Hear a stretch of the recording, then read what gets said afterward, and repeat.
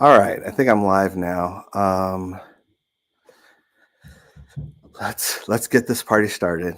Um, I'm gonna ask for a lot of comments from you guys because I'm actually very curious of what's going on with you guys as well. I do have a couple topics that I'd like to discuss. As you can tell, I'm in a new location from last time. I think I did a live stream. Maybe not. Um, but yeah, I've moved since last year, and it's been an interesting journey to say the least. But I love the energy here, and I'm very excited about it. And before I just jumped into it, hey everyone, I've seen a lot of highs, and I forgot to say hi to you guys. So hello. Let me get this party started because I'm trying to keep this. I went back and looked at the times of some of my past pod or live streams, and they were pretty long. So I'm trying to keep this one down and doing my best in that way. So I hope everyone is doing well in 2022. And no, I'm not in Sherman Oaks anymore. Live close to Sherman Oaks. I was in Sherman Oaks. I was in Woodland Hills previously. But let's get this party started.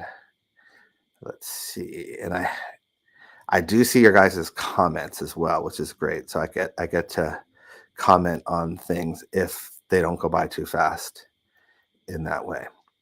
Okay, let's start.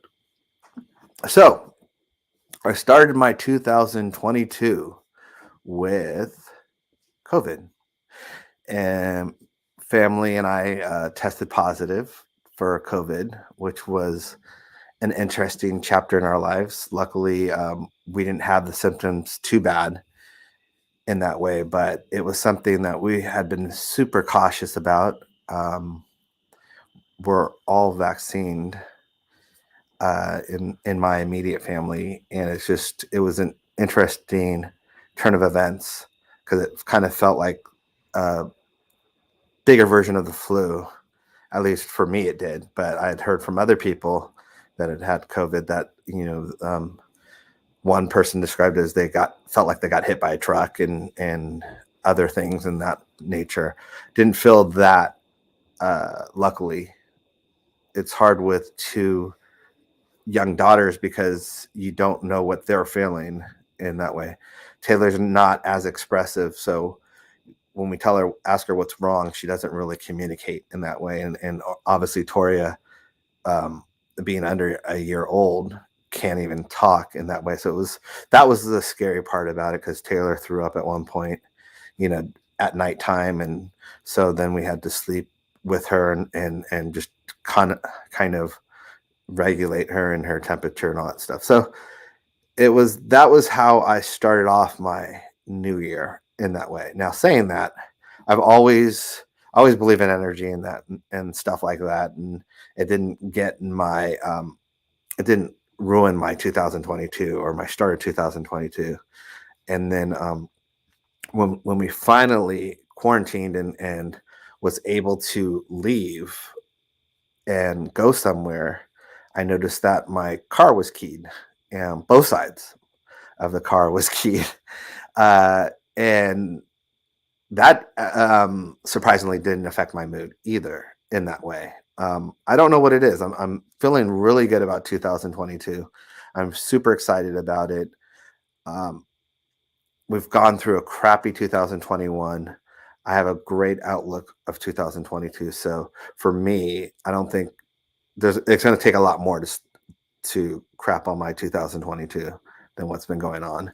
But to say all of that, one of the things I'm just going to go through some topics with you guys. I'm checking the comments as I'm going, so I am seeing you guys in that way. But I just want to let you know. So that was I've been kind of MIA. I've purposely stayed off of social media at times, just because I've been more watching than engaging in that way. Sometimes you learn more from watching and compiling information than you do by sprouting information or this word. Yeah. So That's what I was doing, but I was never off of social media. Mental health. We talk about this a lot.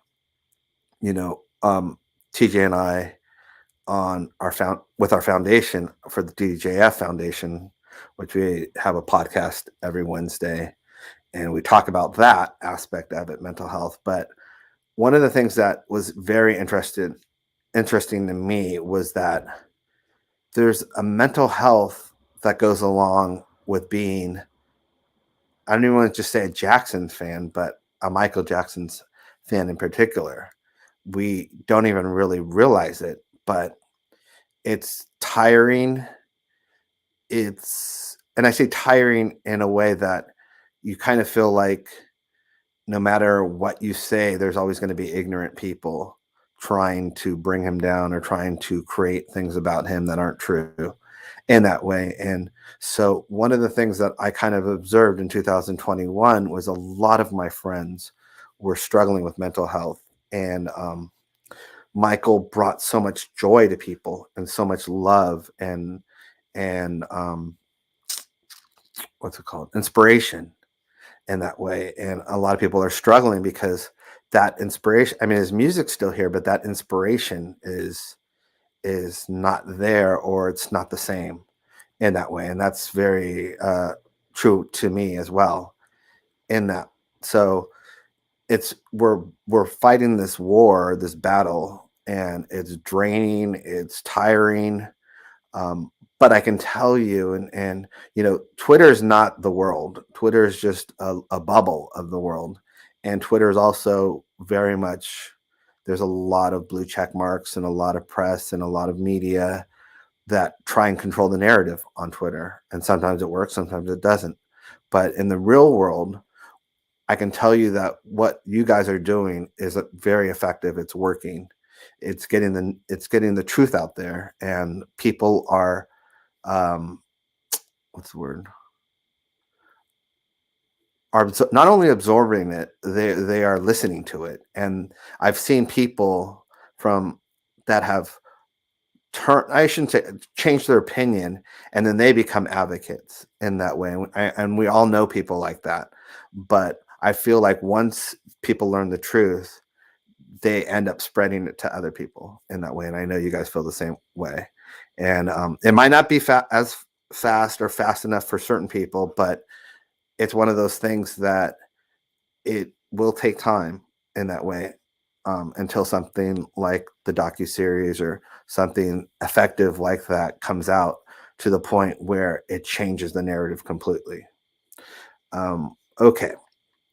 Yes. Let me go back to my I will make a topic right now because I didn't have it prepared. I see a lot of people asking about it, so let's talk about it. And that is, if I can bring it up, because that was the the tape, the baby talk tape that I released yesterday in that way. And give me a second. I'm gonna grab it real quick. Hold on. I'm not gonna play it right now, but I'm just gonna grab it real quick. So hold on. Ow. 1 sec.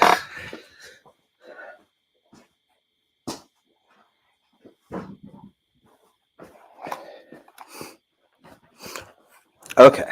So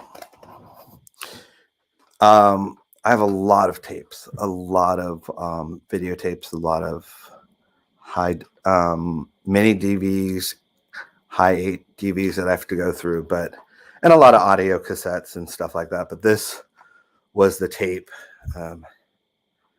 that I talked about in that way, and played about a minute or half of you guys. And I can't tell you how much that lifted my spirits as well, just because you hear Michael in his purest form of how loving he is to kids, and to me, particularly in this incident. But he was always like that. And if I did the math, and I think he was around 17 years old, because he's 15 years, or was 15 years older than I was. And if I'm saying that I'm 2 years old and I was born in 1973, so I was just doing math, and I think it's 17 that he would have been. But you can just see the love and care that he had in that way, and it's in its purest form. And what I love about the tape is it kind of, when I heard it, I was like, this is the kind of stuff that people need to know about Michael, because people hear about how much he cares about kids and this and that, but when you hear it and you see the innocence of it, it changes in that way. And so there's a lot of other stuff like that that I'm looking forward to bringing out with the series, and because that was what I was talking about when I was saying about humanizing Michael Jackson, and that was a prime example. That doesn't mean the series won't cover the things that the media tried to say or do in that way, or the extortion attempts and all that stuff. It will cover that, and it will debunk those things. But we also really have to humanize Michael, because I I read a lot of the comments that you guys had, and it was the same comment that I had in my heart. Was basically you miss the guy so much, and you miss him in the world, because the world needs him, and they need someone like a Michael Jackson, and we don't have that right now. And I think that's why the world is so skeptical and so dark in a way, is because there's no Michael Jackson, and there's no one to uplift us. There's no one to make us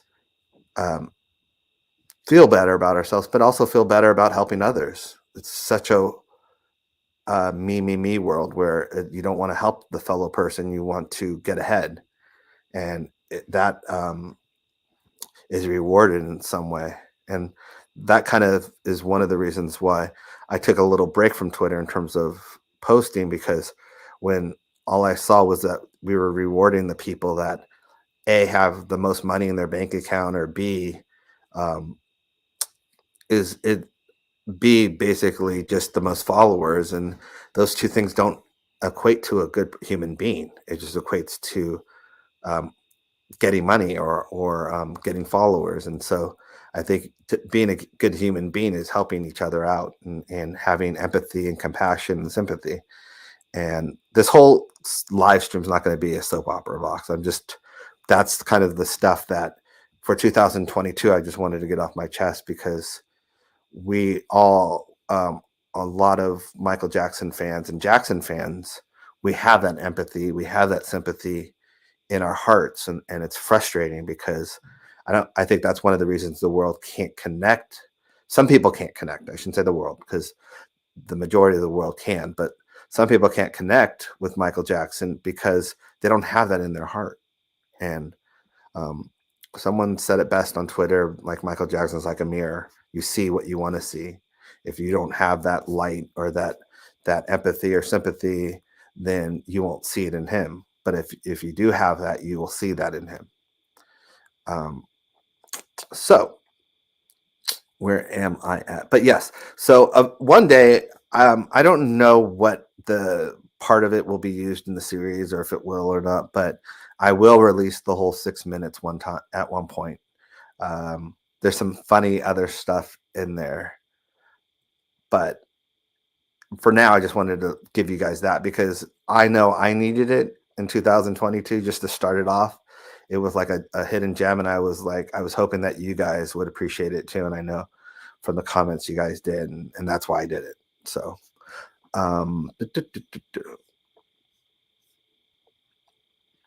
let's see.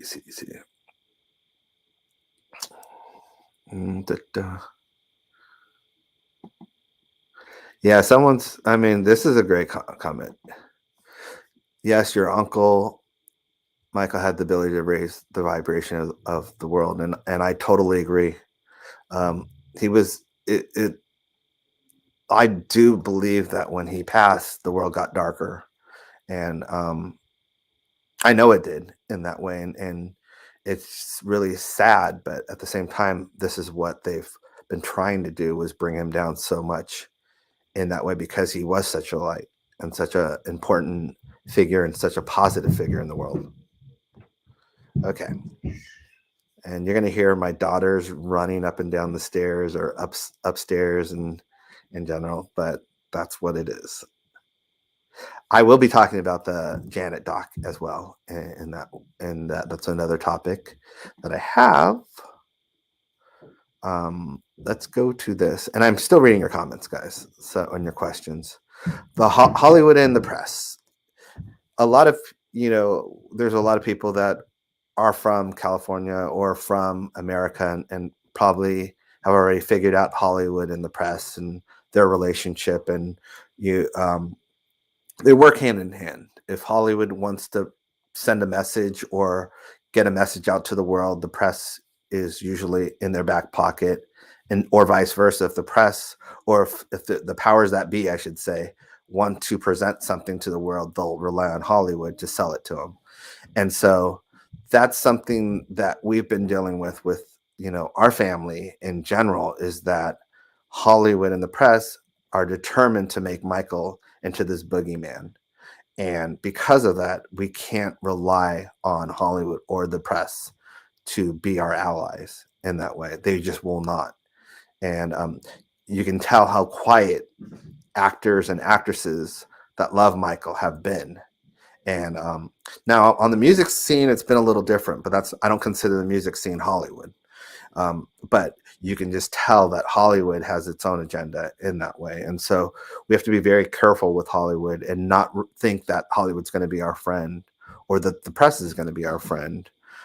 They're not. I hope one day they will be, but Michael knew all along that the press wasn't his friend in that way, and that they were trying to bring him down. And so the press is only going to do what lines their pockets. And so when it becomes cool for people to love Michael Jackson again, the press will be there to capitalize on it. When it becomes cool to rag on Michael Jackson or to make false narratives and false stories, the press will be there. So we can't rely on Hollywood and the press to be our allies. It's just not going to happen. But the good thing is, wow, my voice. The good thing is that we are bigger and stronger than the press and stronger than Hollywood, and we have our own voices. And as you guys have seen, I mean, Leaving Neverland came out about 3 years ago, and they were determined to cancel Michael. I mean, it was strategically set up that way, from the special to all the press to the interviews to the photo shoots, everything. This was the cancellation of Michael Jackson.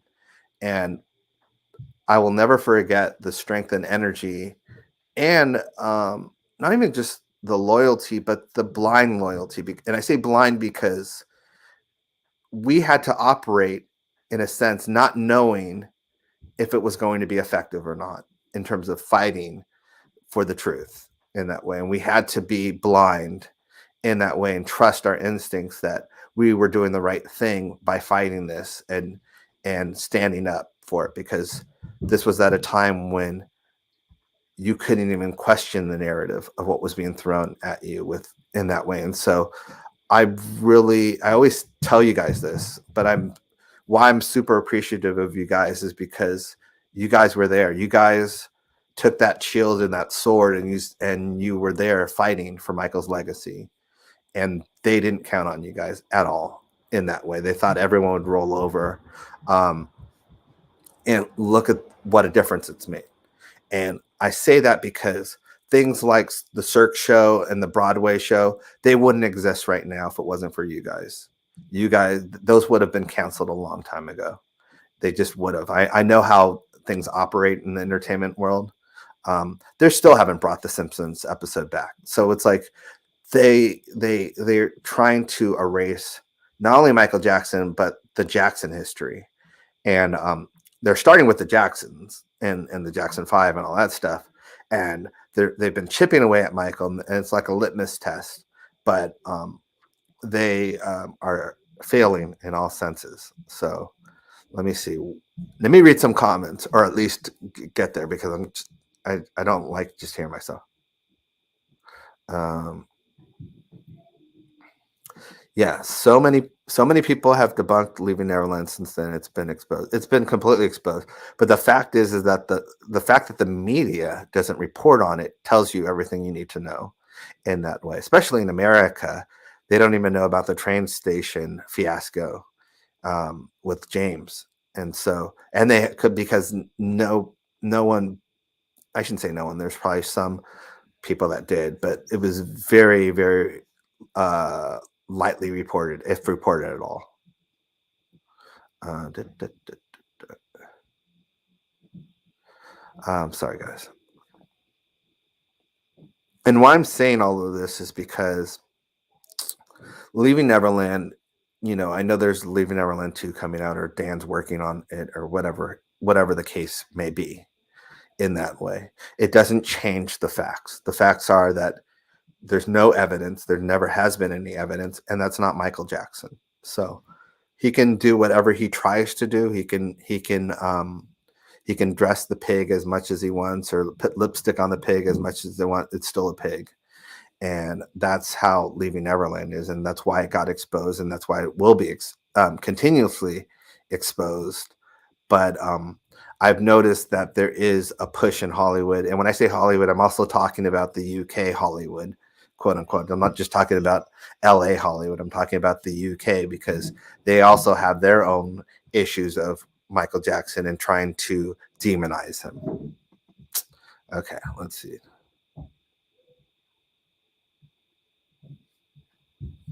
And what I think is really interesting is there's been so many other people that have been accused, falsely accused, and they give them the benefit of the doubt.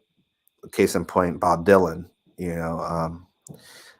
And they bent over backwards to say, oh, it's impossible. This he wasn't even.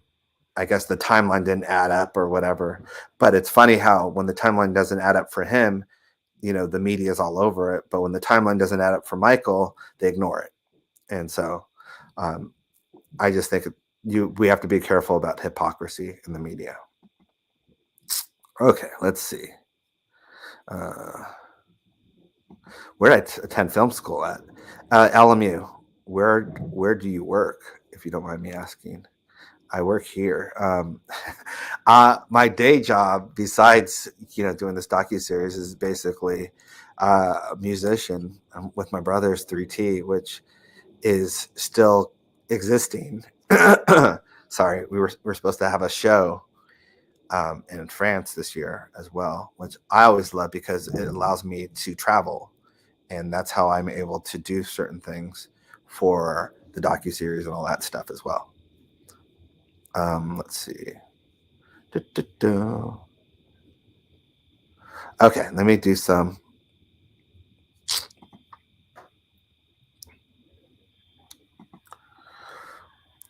Let's go to the musical, the Broadway musical.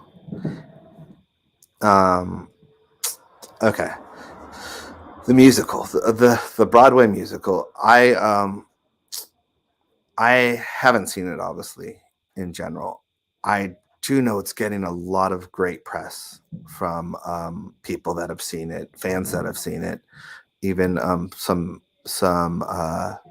reviewers that have seen it. But I also know that this is going to be the media and the press's opportunity to attack Michael, to bring up the allegations again.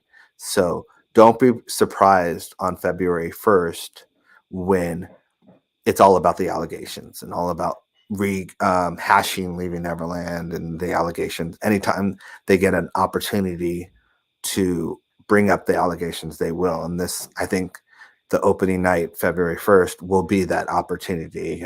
And you've already seen that they've tried that with one of the reviewers asking, why they didn't bring up the allegations and all that stuff. So I think we have to be prepared for that, guys. Really, there's going to be a lot of negative press on Michael in that way, and they're going to take shots at the Broadway musical, because the more success something has that has Michael Jackson's name on it, the more they eat their words and the more they hate it. So, Yeah, I think that I haven't, as I said, I haven't seen the musical at all. My only issue with it is I hope it doesn't portray the brothers in a negative light, because growing up in this family and knowing the relationship that Michael had with his brothers and his family was a complicated one, which it isn't any family. I mean, and if you say your family doesn't have problems or issues, between siblings and stuff, then you're lying. It's just, for us, they've been magnified, they've been exaggerated, and I know that, especially hearing it from Michael's own mouth, how much he cared about his brothers and family and this and that. And then I'm just hoping that there's with the musical that they don't what's the word? I don't know why I can't think of these words and stuff like that. They don't sensationalize the family relationship, and they don't make the family look bad in that way. And I said this very clearly. Michael and his brothers were brothers, and they teased each other in that way. Michael would say that to me and my brothers, TJ and Terrell. He would tell us how much they would joke around with each other and this and that, and so I don't. I'm very not skeptical. I'm just very cautious of that aspect of it. I don't want the family to look like bullies, which they were not. Okay, let's say. All right. Oh yeah, how many people have seen the musical already in this chat? And how do you think the brothers were portrayed? And be honest. I'm not gonna call you out or anything like that. I just really am curious. I just want to make sure, because yeah, the family issues have always been in the public eye, and sometimes twisted more than the truth, and magnifying it. And I understand what Michael meant by it. Yeah, it's always been I think the media has always added to it, because there's a narrative that the Jackson family is greedy, the Jackson family is this, the Jackson family is that, and it's just divide and conquer. And so it's a narrative that they've always portrayed in this family. And so I'm just and I know they're going to do that as well when it comes to whenever they can. All right, hold on. Let's go to the next. Okay. So I've heard, yeah. Mm. Okay, so yeah, I mean, I'm not telling you guys to see it or not see it. I think from what I've heard, it's a great musical, and there's a lot, to celebrate in that way. So I'm rooting for it. Okay, let's see. Da, da, da, da, da. Oh no. Oh, here we go. Okay. I'm making good time. I'm trying to keep this pretty short, just because I've seen the length that I've done these, and I'm also going to answer a lot of your questions too, because once I get through me blabbing. Janet's documentary, I'm very excited about it. I'm very excited to see it. I know you guys are as well. Um, in general, of course, the media took the one soundbite and twisted it and made it sound, you know, I think they said something like Janet felt guilty, and she never said she felt guilty about the Michael allegations. She never used the word felt guilty. She said, guilty by association. That's what they call it, right? And I can tell you that that is how the media treated our family. And when a lot of people don't know, maybe they do. I don't know if you've heard me blab before, but when when the trial was happening, and or the allegations had happened and the trial was scheduled, Germany wouldn't play any Jackson music at all. They wanted to German radio wouldn't play any Jackson music at all, from Janet to Michael, to 3T to Jackson 5 at all, because they were waiting for the verdict. And so here's us as 3T that released our album in 2004. So there goes Germany. There goes the whole German press, and there goes our promotion in Germany. So yes, you deal with those consequences in that way. It sucks that they do that to you, because I don't think they do that to any other family in that way, especially when Michael's innocent. But for some reason, it's like they want to penalize everyone else for someone being innocent. And so, yes, that I can understand that comment. I don't think it was said the best way, but because it led to interpretation. But I can also tell you, with Janet's Super Bowl incident, 3T was out in Holland, and we had a song that was charting, that was almost going, it was ready to hit number one. And then the Super Bowl incident happened, and all our press and promotion turned into being talking about the Super Bowl, and instead of our album, instead of our single, instead of performing. And so we ended up leaving and going back home. But that just shows you, yes, when you are Jackson, you wear that badge with honor, but at the same time, we're all connected. All the Jacksons are connected, whether it's Janet, Michael, Jermaine, Latoya, Reby. I'm not going to name all of them. Just in general, we're all connected, good or bad. And when I say bad, I don't mean in terms of the allegations. I mean in terms of just people making false allegations. Okay. And ask yourself, what other family deals with that? What other family is guilty by association in that way? Okay.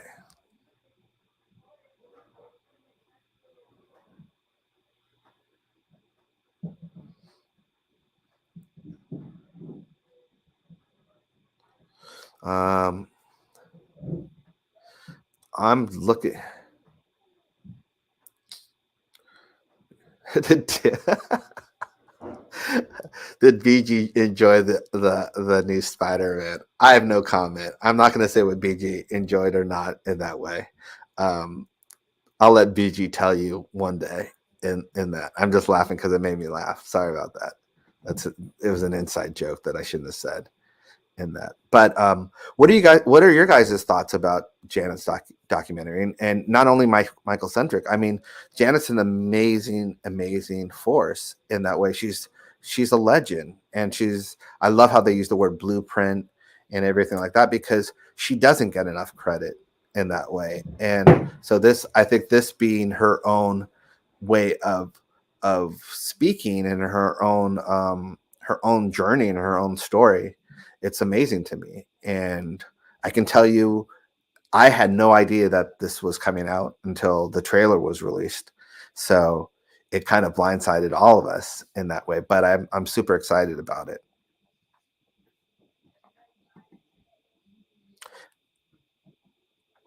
Let's see.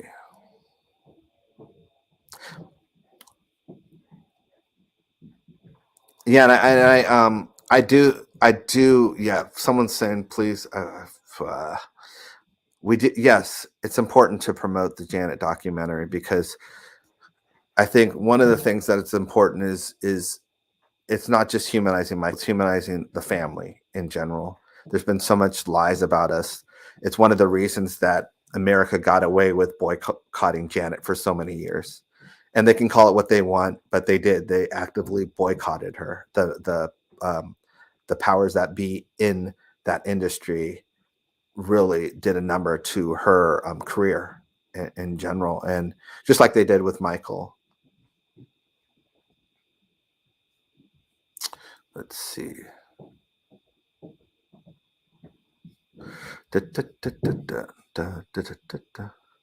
Um, I have some more topics to discuss. That's why I'm ignoring some questions. But do you guys have any other questions?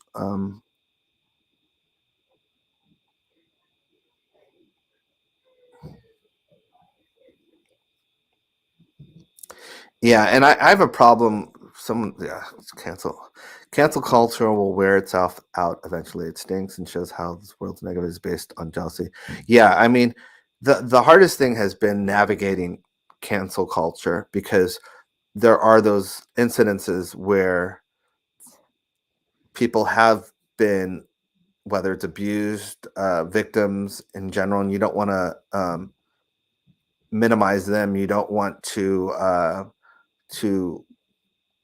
muffle their voices, but at the same time, it's been used as a weapon, and it's been used for anyone that wants to use it as a weapon, and there's no repercussions if you're lying or not. And I think that's the scary thing, especially in America, where there's a history of falsely accused people, no matter what it is, that aren't have been either in jail for decades and then found to be innocent, or they it cost them their life because someone accused them of something that they didn't do.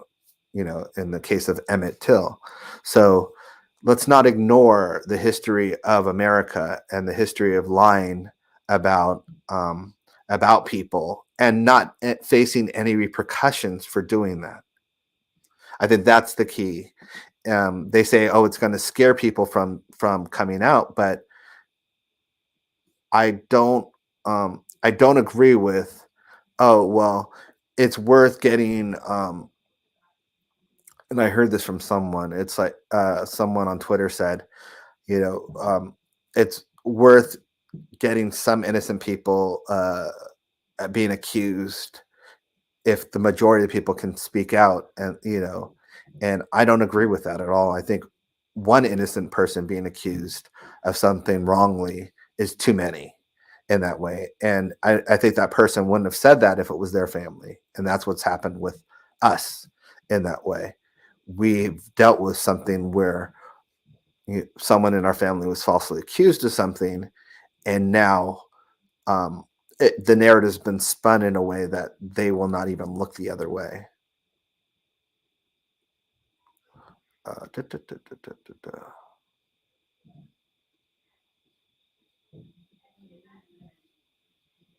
Yeah, um, cancel culture is not fair game. They pick and choose. They pick and choose what they want to promote. They pick and choose what they want to hide. They pick and choose who they want to go after.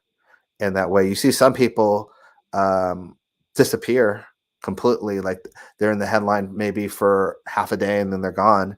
Then you see other people that constantly are brought up and brought up and brought up, like my uncle, and brought up and brought up. Literally, he's been gone since 2009, and they still bring him up to try and pin him um, to allegations in that way.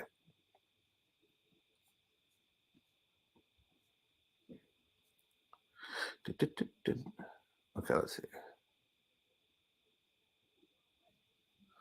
Uh,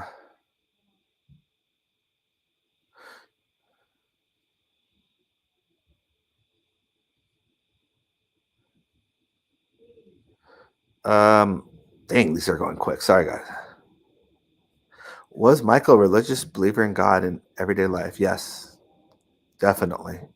Michael was very spiritual, and one of the things that always impressed me about him was I feel like he went through trials and tribulations, especially during his trial and after his trial, and he never lost faith. And that's one thing that I've always not only respected about him, but it it it was something so important to him in that way. And he never beat it over people's heads because he always respected other people's beliefs in that way. But he himself was very, yes, religious and spiritual. Will 3T ever make a comeback? Yes, that's the plan in that way. I will be, just so that you guys know, I will be, I will still wear the hat. I think I'll try and wear the hat, but I will be getting braids soon again in that way. It's time. It's time to get this series going and done, and get this 3T going and out as well. And they worked hand in hand in that way. I think don't be scared because I'm like, oh, I'm going to go do a concert, that I'm not working on the series. If anything, I will be, whether it's interviews there in whatever country I'm in, or I will be talking to people out there in that way, because it's kind of able to do both. Uh, duh, duh, duh, duh. Yeah, Denzel's been light on in that way. There's I'm trying to think.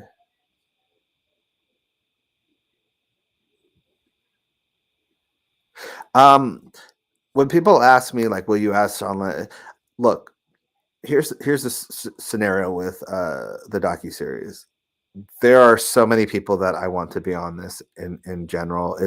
It's a strategic asking in that way. There's certain people like the Emmanuel Lewis's that I have a better relationship with, that I feel more comfortable asking earlier.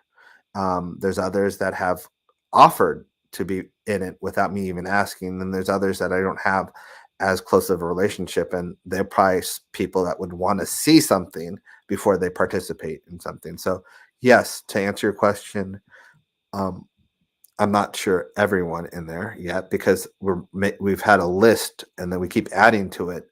But I can tell you that I do see your tweets and I do see your comments, or if you email me or whatever, I do see, oh, we should get so and so. And it's just going to be a matter of timing and how it fits the narrative or story that we're telling, which is Michael's narrative.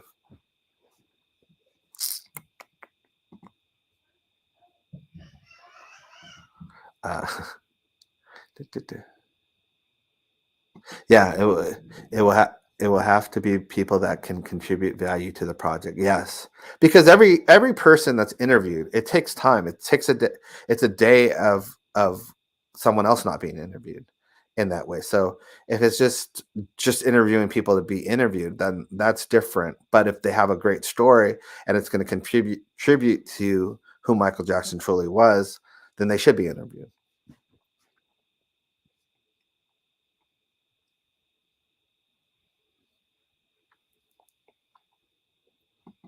What is the greatest experience with Uncle Michael? There's so many of them. That's the thing.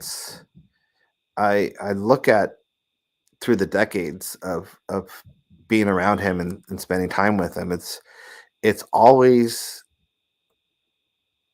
I don't know. I feel like the 80s were incredible because the 80s were the 80s in that way. And hanging around him at the heyday was incredible in its own opinion. But there's something about the 2000s that were important too, being there for him and during the trial, that I always will cherish, that I was able to do that. And so I think, yeah, there's not really a greatest experience with him.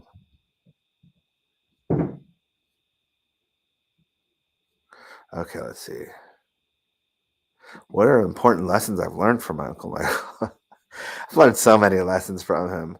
Um, the saddest thing I've learned, and I've learned this by observing, because I'm a people person. I know you guys probably know this, but he would always say, "People are no good, Applehead. People are no good." And I don't like, it would just be random that he would say that. And so he was probably dealing with something. But as I've grown older, I've seen what he's had to deal with, and I can understand why he would say that. And I've, even in my own little uh I mean, I've not had to deal with what he's had to deal with. You know, a lot of people are no good in that way, and they seem to be the people that are constantly around in that way. Luckily for me, I've surrounded myself with incredible people, and I have that luck to do that in that way. But yeah.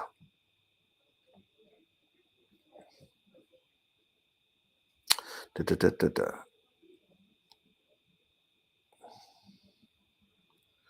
Um, sorry guys. Okay. We need this series this year. Look, if I can get it out this year, I will get it out this year. It'll be way at the end of this year, but at the same time, I don't want rush it, and I also want to make sure it gets on the right platform. You saw with Janet's documentary, they announced it. I forgot when they announced it last year, but it didn't come out to like 3 months, 4 months later, and it still hasn't come out yet, but it's coming out. So I think it has to be the right platform, the right timing, the right. Look, I want this to be seen by everyone. I don't want just to be seen in America or just to be seen in the UK or whatever. It has to be seen everywhere. It has to be available everywhere for people to see as well. That's important. Yeah, and Janet's documentary was 5 years in the making. I mean, we're not taking 5 years, but so people forget that aspect of it. And if you watch the trailer of the documentary, I watched the interviews that, whether it was Samuel Jackson or Mariah Carey or Missy Elliott. If you look at the clapper, which is basically the thing that they clap to for the sound and all that stuff, which is for show right now because they don't really use the clapper as much anymore.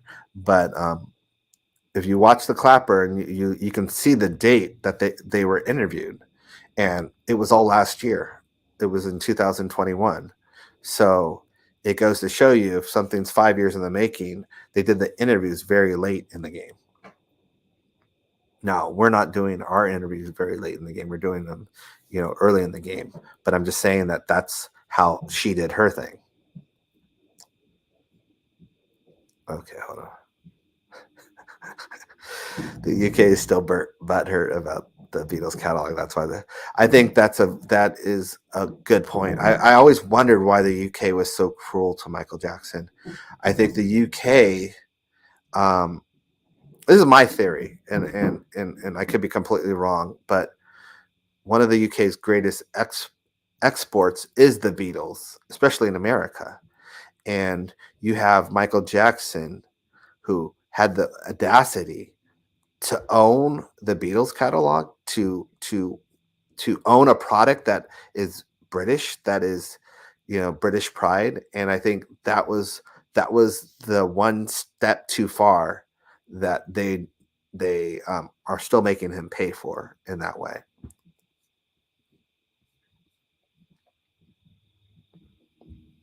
I'm still looking at these questions, guys. I'm trying my best. And do I know anything about Michael and Whitney? I know the only thing I know is how much he respected her and cared for her, and how much he thought she was an amazing performer and singer. I don't know much else besides that. I wasn't privy to that. Did Michael like the movie Amadeus? Yes, he loved the movie Amadeus. That was one of the movies I watched with him. Me and my brothers watched with him in that way. He loved the villain character, not because of who he was, but because he was driven by jealousy that he could never be like Mozart in that way. And so there's symbolism in that with Michael's life in that way. But I do believe that a lot of people can't approach Michael Jackson's status, so they're going to try and keep tearing him down until he's to the point where people can get to that status.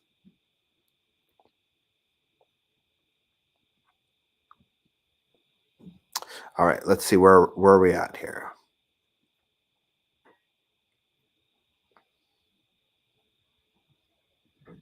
How did Uncle Dudu come on? For people that don't know, we used to call our Uncle Michael Uncle Dudu at times, and it was funny, but it was also what we really called our Dudu, and as an outsider, it seems funny. Like, why would you call him that and all that stuff? I don't know where that came from. I don't know who said it first, thought it was funny or whatever, but we've called him that for a long period of time. And I would say decades in that way. And it's just, yeah. And it was always Uncle Dudu for a long period of time. And I still, when I hear that, it still makes me laugh, but that's what we called him.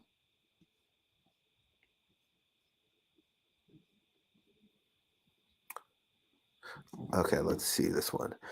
Taj, in your opinion, was your uncle creatively interfered with on the as far as the sound and the structure? I don't know. I don't know with the Invincible album. I do know with just being around in general with my uncle and in certain parts of his life, um, the more noise that was around him, the more it interfered with his album in general, because you have someone that's a creative person that's getting his music from above, and when you have noise, and I'm talking about lawsuits or bad people around or people trying to steal his money or anything like that, it's noise, and so it affects your album, it affects who you are, it affects how you approach an album, how you finish an album. So um, I do want to say that during that time period, and during pretty much any time after the History album, he had to deal with a lot of noise. Um, how are you guys doing with the whole pandemic and COVID scenario? Just want to know what you guys are like. I didn't ask about you.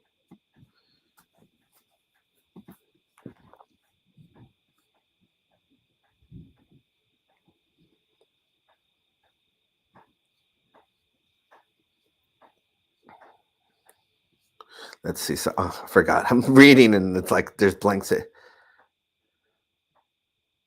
I have seen Cobra Kai season 4. Loved it. I haven't tweeted about it yet because I've kind of not been on social media as much, but absolutely loved it. I love Cobra Kai. I recommend you guys watching that series, watching the Karate Kid movies first, and then watching Cobra Kai. Great show. Uh, okay, currently in isolation. Some people got it. Some people are hanging in there. Um,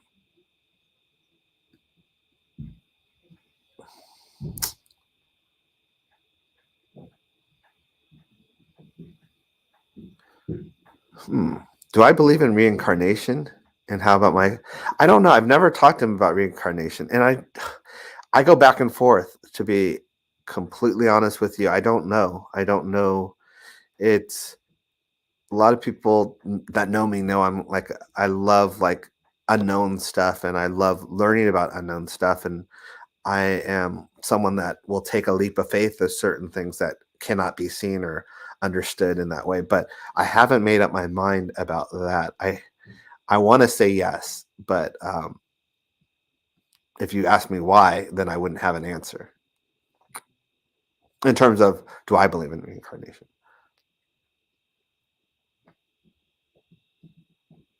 Did I see how Michael was affected by his vitiligo? Yes, I did. I did in general. I saw that. But not to the point where I mean, not that he hit it very well. He just it was something that he dealt with in that way. Just like if you had an injury, you would have to deal with it.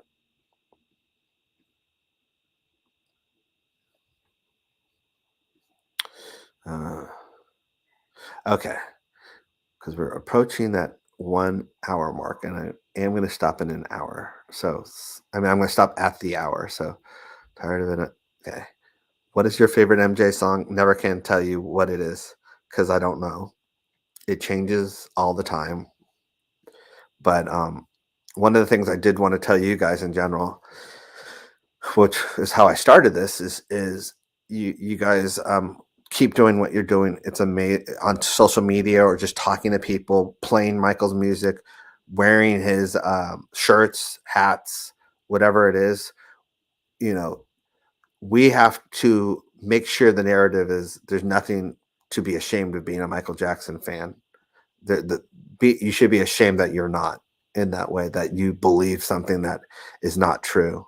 And it's 2022. They need to get with the times. Um, what is my religion? I don't have a religion. I'm just very spiritual. One of the reasons I don't have a religion is because um, being who I am now in general, I just I respect everyone's religion. Like if you're spiritually close to the higher being, whoever you want to call it, then I respect that in that way. I think God has many names in that way. So I don't really say, oh, one religion is better than another religion. I think that's how we get in problems of pitting one religion over the other. I think it's all about spirituality and connectedness of people. So that's one of the reasons I don't say I belong to this religion or this whatever. And no, I don't follow the tradition of Jehovah's Witnesses.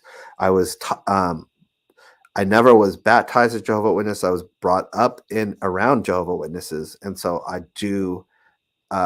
In terms of the teachings of certain things, in terms of morality and all of that, the lessons of the Bible and stuff like that, they've always stuck with me in that way. Did Michael like Fred Rogers? Yes.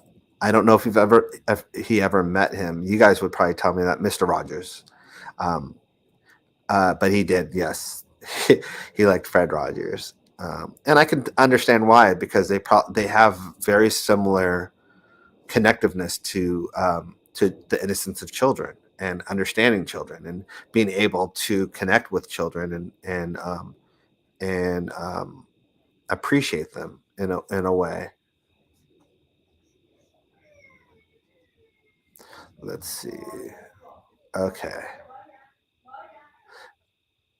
Uh, okay. Here's a question. Love the hat. Me too. Someone gave it to me. So my question is, how close are you with your family, and how hard is it to keep the closest due to everyone being busy with, uh, I don't know, something projects of their own, etc. Big projects of their own, etc. Big hug from Serbia. Thank you, Elena. Um, I We're very close as a family. That's the thing. I think that's what's so painful is we're close as a family. We're such a big family that it's hard to be. It's impossible for everyone to be together all the time. But we are super close as a family. I'm very proud of that aspect of it. But we are all very busy and have our own lives and our own families and trying to do our own things. But I can tell you, we keep someone in the family keeps tabs on other people, another side of the family or another part of the family. So everyone's keeping tabs on everyone. Everyone's connecting with everyone, and we love each other so much. And I think that's one of the things that I'm very proud of our family in that way, is how much we are close. Okay, let's get to the very nitty gritty end of it. Sorry guys, because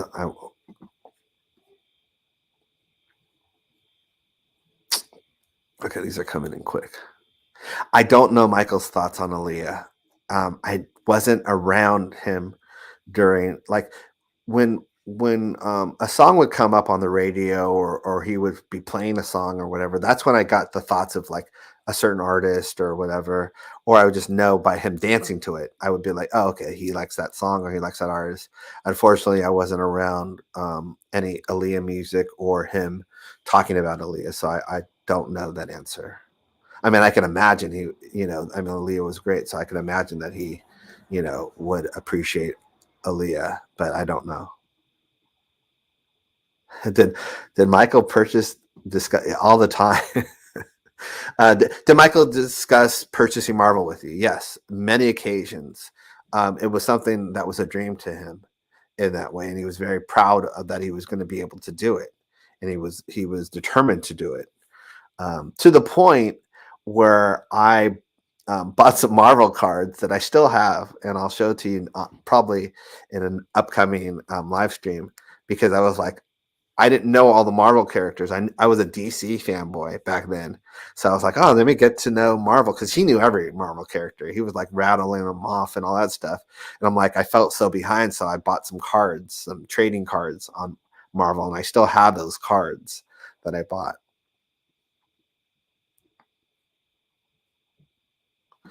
Taj, didn't you say you had vitiligo too under your arm? I I have a white patch under this arm right here. Wait, this arm? I don't want to look. I'm not gonna look on the thing. Trust me, I have a white patch, and it's big. It's probably, if it's on this arm, it's about that big. So it's not something small that you can't see. It's pretty big. I don't know what that was. I've had that my whole life, so I don't know if that was vitiligo. I don't know if it was just depigmentation, birthmark, but the huge one. I don't know what it was, but I've had that.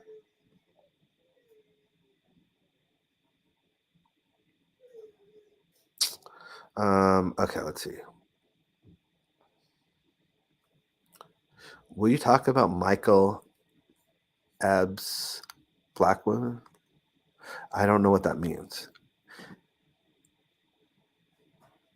Oh, will you talk about, here you go, I think, and Black women? Yeah, I mean, I think what we'll do for the series is talk to some of the people that he was either involved in, you know, hung out with, friends with, like the Stephanie Mills and all that stuff.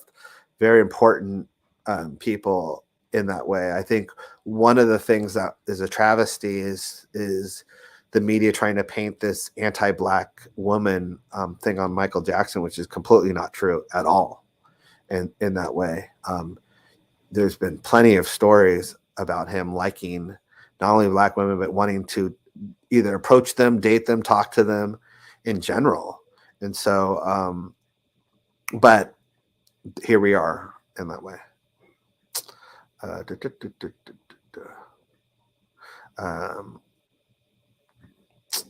Okay, so what is that? Smooth Criminal in the back? Yeah, I bought that on Twitter, not on Twitter, but I bought that from someone on Twitter. It's a really cool poster, um, and yeah, I bought that one. Love it. How do I feel about people that comparing artists who blew up because of social media to Michael has been? It's. I think it's funny because he trends every time they do that. Like almost, it's like a litmus test. They still try and do that, but then like I think the world puts them in their place when they do that. Like I think the world, which is one of the reasons why I'm so loving of like 2022, is because the world is now fighting back for Michael in a way. They are not letting his um, his legendary status be diminished by the media in that way. They are putting people in their place of like, no, there's levels and there's Michael Jackson level and no one's there.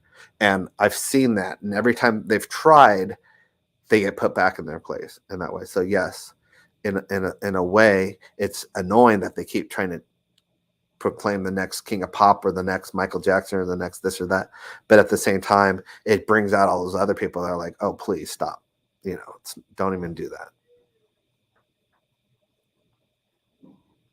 Oh, another thing, yes, happy birthday, Martin Luther King. I think one of the things that's interesting about the Martin Luther King thing is that there's this idea of who Martin Luther King is now, which back then, and it's very similar to I don't want to even say misunderstood, just not liked in terms of by the media and by America in general. They were threatened by him because he was trying to change the world, for the better. And change is always, I guess, always brings resistance to people that are used to the status quo or want the status quo to remain in that way. And that's one of the things that Michael always did, was he challenged the status quo, and he brought upon a lot of change in the world. And I think that was one of the reasons they not only feared his power, but they also wanted to either control him or diminish him. Okay.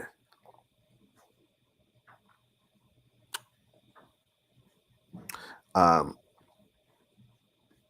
going by very quick, guys. I think I'm gonna stop soon, so because we're at that one.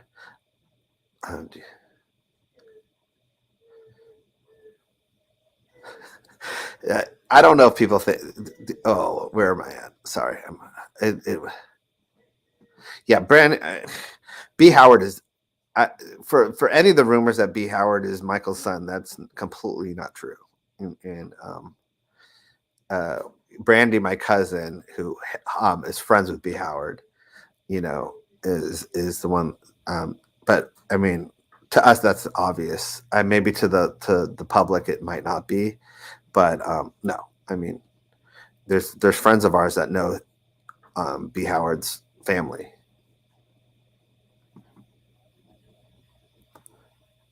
Okay, let's see. So I think that I'm going to bring it around full circle, but I think the important thing, guys, is let's stay focused.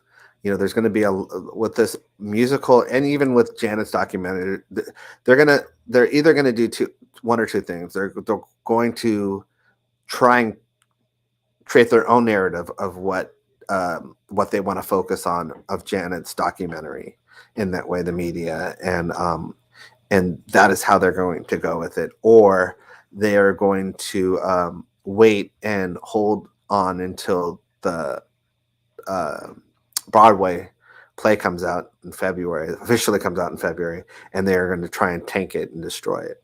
So, but I anticipate this next month in general is going to be an interesting month because the media has been super quiet when it comes to Michael Jackson in general. And so knowing their pattern, that usually means that they're planning something. But I can tell you just with what we have now and how effective we are, nothing they can plan will work. Okay. What did Michael think about Brazilian songs? Always wanted to see him trying to dance the. I've never seen Michael dance the samba. I wish I would have, being married to a Brazilian, but I know he loved Brazilian songs. He loved the rhythm of Brazilian music in general, and whether it was classical Brazilian songs, a lot of great classical Brazilian songs. And I don't mean classical music. I mean classic Brazilian songs, I should say. All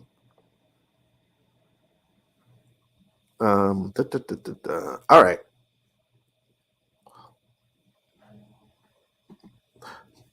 Just so you know, the tide has turned. We see victories. Yeah, Karma Train is real, guys. In that way, I don't know if you guys have seen it, but the Karma Train is real, and it's very effective. And I sit back and I'm so tempted to tweet certain things, but then I'm like, that's so petty, and I won't do that. But a lot of the people that have literally attacked Michael and tried to bring him down are now being attacked and brought down for the same things, if not worse things that they're doing. What artist did Michael love? Gosh, Leonardo da Vinci. Trying to think. I should know this too. He talked about especially when we traveled with him, he would always talk about art. Like art was so important to him in general. But he did talk about Michelangelo a lot, and that's why I know that one. But besides you saying that, let me think about. I might have to ask my brothers that question. Who is samba? Samba is a type of dance and also a type of music, Brazilian music.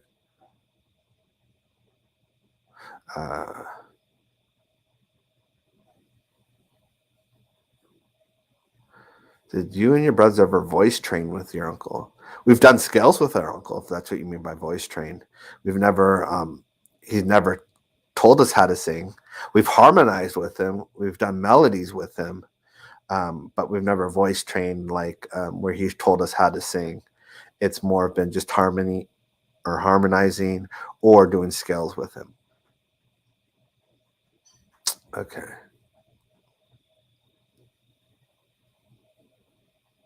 Yes, he loved classical music, Claude Debussy, 100%.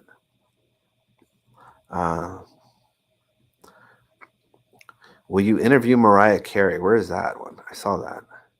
I would love to interview Mariah Carey. Mariah Carey has always been an ally to Michael in general. She's someone that is on our list, and I think she's super important to interview because she's anyone that's at a status that can kind of understand the media, but also understand the pressures of what it is to be at that level is important to interview.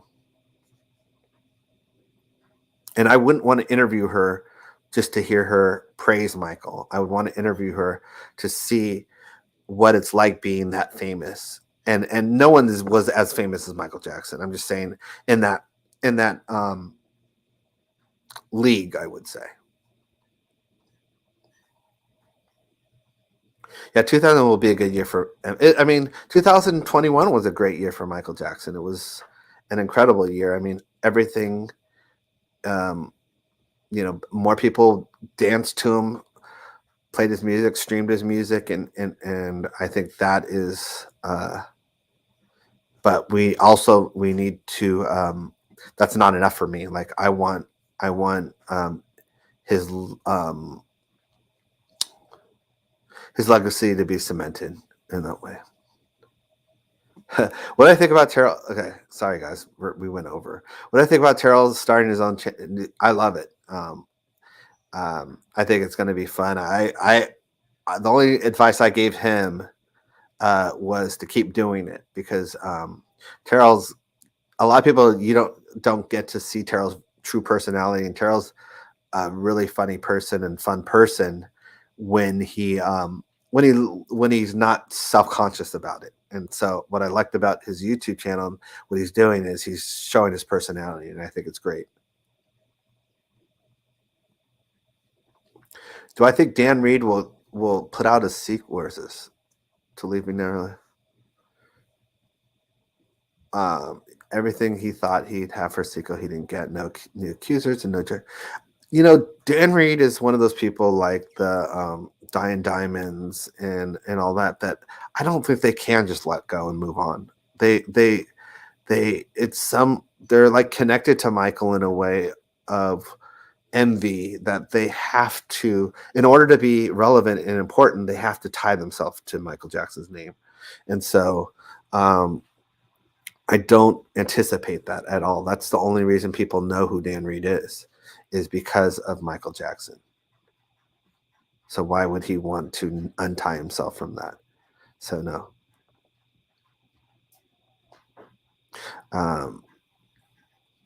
Okay. Let's see where we're at. Okay. I think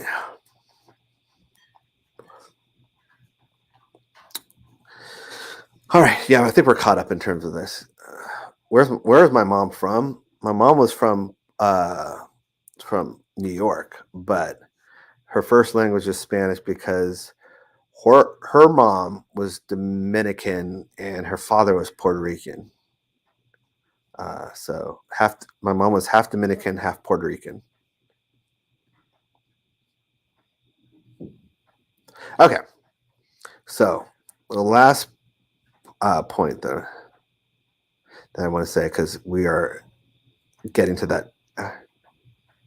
Do I think Jordy Chandler will speak the truth one day? Yes, which is one of the reasons why I am so optimistic about the future of Michael Jackson's legacy, because once that happens, everything changes. And I think it's just a matter of time. I truly do in that way. And we're playing the long game, people. This is not about, is it going to happen this year? It's going to happen. If it happens at all, Michael is vindicated, period. And it will happen sooner than later. But if it happens at all, Michael will be vindicated. So just keep doing.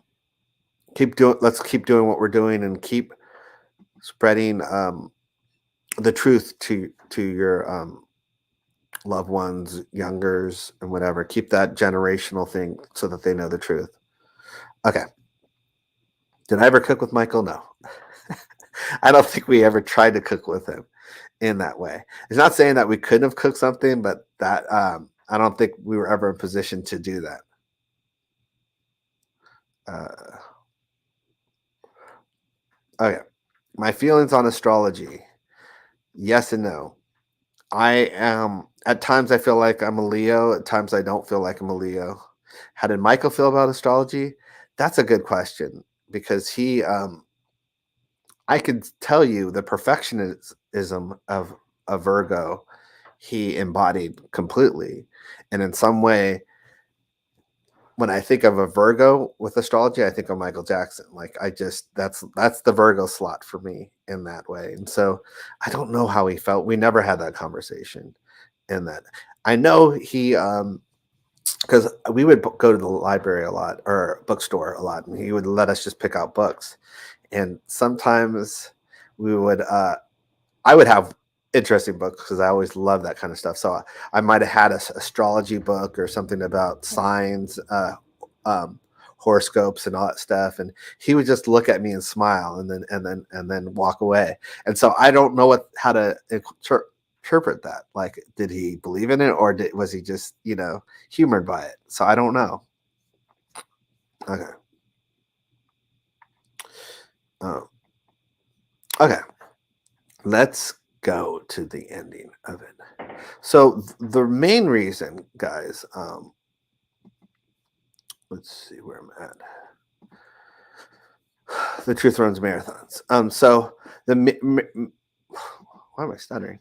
The main reason that I wanted to have this live stream in general was just really to connect with you guys, to talk about the docu series in general, and it's not morphed into anything differently than it was before. This is something that is, in my personal opinion, and the people that are involved in it, this is going to change everything and change the narrative of Michael Jackson in a way, because we are not only interviewing people that were close to him and in general, but we are also um, humanizing him. And we are fortunate enough, or at least I'm fortunate enough, to have certain things that other people don't have, that can people can see and people can experience and get to know, feel like after they watch the series that they at least know who Michael Jackson was,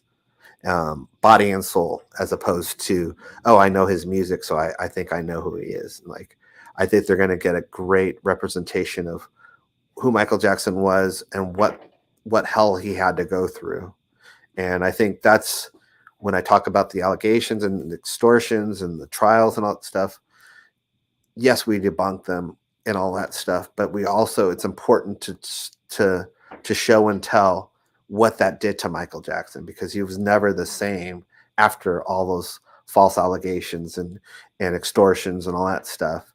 And it truly did affect him and his well-being. And I know, I was going to say I believe, but I do know that he would still be here today if it wasn't for those kind of things. Um, let's see. All right. So we need that connection. Okay. Sorry, guys. I went on a little soapbox, but I forgot to.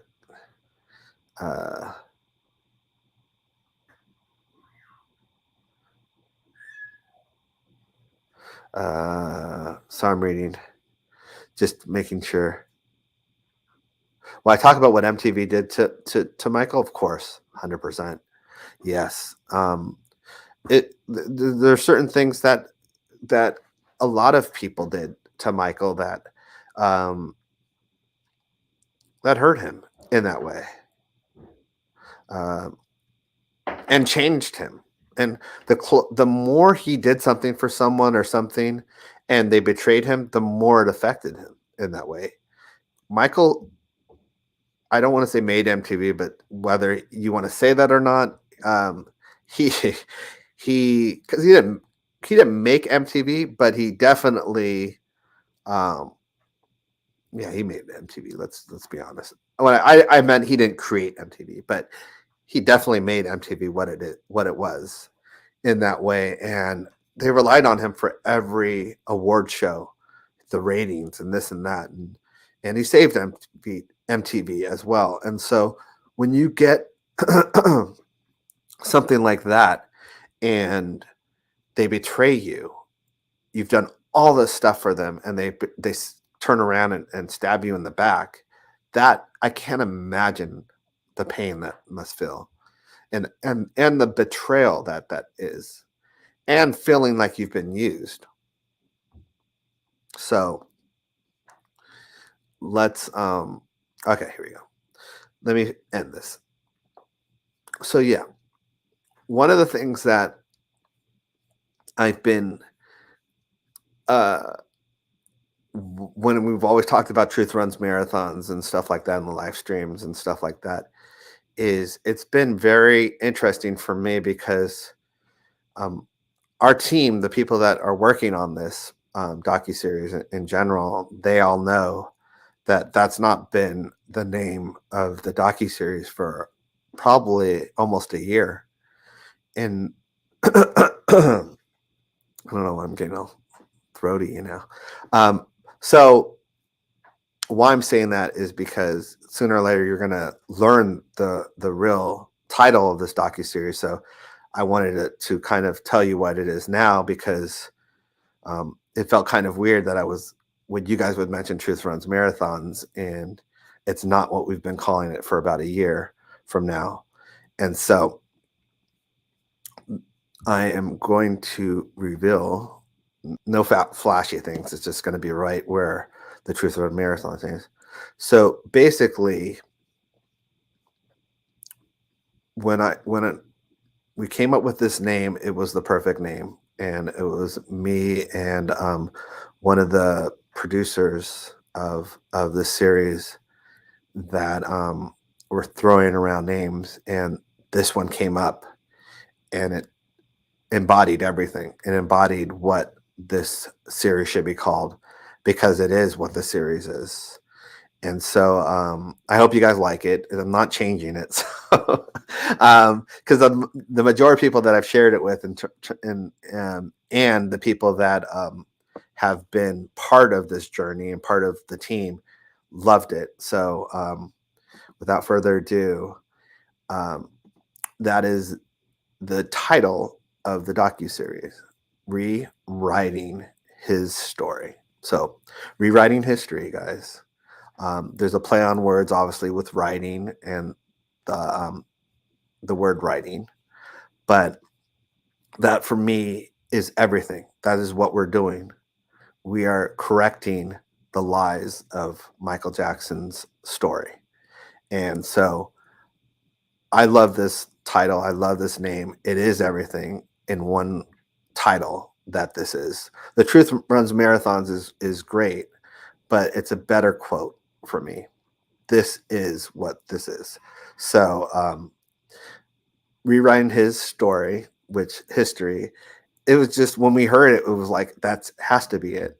And so that is it. That's what we will be calling it from now on. So I don't have to say Truth Runs marathons anymore, because that's not what it has been in that way. And I'm really proud of that title and proud of the progress we've been making. Yes, we're not as fast as we could be with the pandemic and stuff like that, but I can tell you, with everything that's going on, with everything that's happening, I do believe that the universe is allowing things to happen as they should in that way. And maybe me not being able to do as many interviews as I want to at this point has let me dive into the videotape and audio tape archives that I probably wouldn't have been able to get to because I wouldn't have had the time.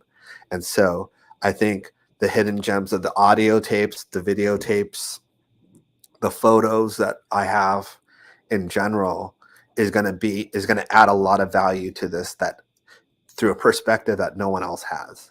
in that way. And so that's what's going to make it unique. That's what's going to make it different. But that's also what's going to add to his legacy in that way, because you have to show who Michael Jackson truly was. And one of the things that Michael Jackson prided himself on, I should say, yeah, that's the right word, prided himself on, was being an amazing person in general. And I think the dance moves, the moonwalk, that's great and everything like that. But when I heard that audio tape of the baby talk, and there's a lot of other stuff that we have as well, but the audio tape, that shows who the essence of Michael Jackson. You can't, and a lot of people said they teared up and cried and all that stuff. I'm not gonna lie, I got emotional about it because it is him. Like, that's him on tape. That's him. He's coming through that audio in a pure essence that we see as fans and as people that appreciate him, because we know his true soul. But wait till the public gets to see that. There's such a shift when the public got to see, um, identify with Britney or whatever like that. So it's like I welcome the public identifying with Michael Jackson, and the day where we can all not even have to, we can wear the hats or the shirts and not even worry about who, if someone's gonna give us lip or whatever, and complain or whatever they're gonna do. So that's where we're at, and let's do this, guys. Let's keep up the great work. I'm not really good at multitasking, so when I'm reading this, I'm uh, yeah. Sorry, guys. I can't read and talk at the same time as well. But I do want to say that I couldn't have done any of this without you guys. And please just try and be patient with this series. It is going to be incredible. Um, I am looking forward to seeing Janet's series, because it might give me ideas for the Michael series of what to do, what not to do. But at the same time, we're doing our own series, and it's going to be amazing. It's going to be something that I know my uncle A would be proud of, but B, as I've always said, I truly feel like he's right there with me doing this in that way. And so when I released the audio, the baby talk thing, it wasn't a matter of like, should I release it? Should I not release it? Well, if I release it, then I'm giving something away. It was like, I felt that I know I needed it, and I felt like you guys needed it as well, to hear that, to hear Michael in that way, to start your 2022, hearing the person that how he is in that way. And so when I do these things and I release things or whatever, I do it out of gut. I do it out of almost like someone telling me, yeah, release it in that way. And so that's what I did. And so do want to appreciate you guys for listening to me blab for an hour and a half, like I always do. But we only went 30 minutes over in this way. But I do want to say that I truly appreciate you guys, care for you guys, and hopefully I won't do I'll do another stream soon in that way. Keep on the lookout. I am going to drop some more nuggets and stuff like that, and clips and whatever, because I think we all need it anyway, just in general. I'm not going to give everything away, obviously, because otherwise we won't have anything for the series. But I do, when I come across things that I'm like, yeah, I can share that or whatever, I'm going to do that with you guys, because I want you guys to go on this journey with me. So that's it. And I do appreciate you guys for being here. And I never thought, me being the shy one in the group, I'd be here on video talking to people, just blabbing away. But thank you guys so much. And, I'm super proud to be Michael's nephew, and super proud to be a fan as well, but also super proud of the fandom, and super proud to be friends with you guys in general. And so let's keep rocking. Let's keep doing what we're doing. And we're doing it for such an amazing person. So that's all I want to say. I'm going to end it now.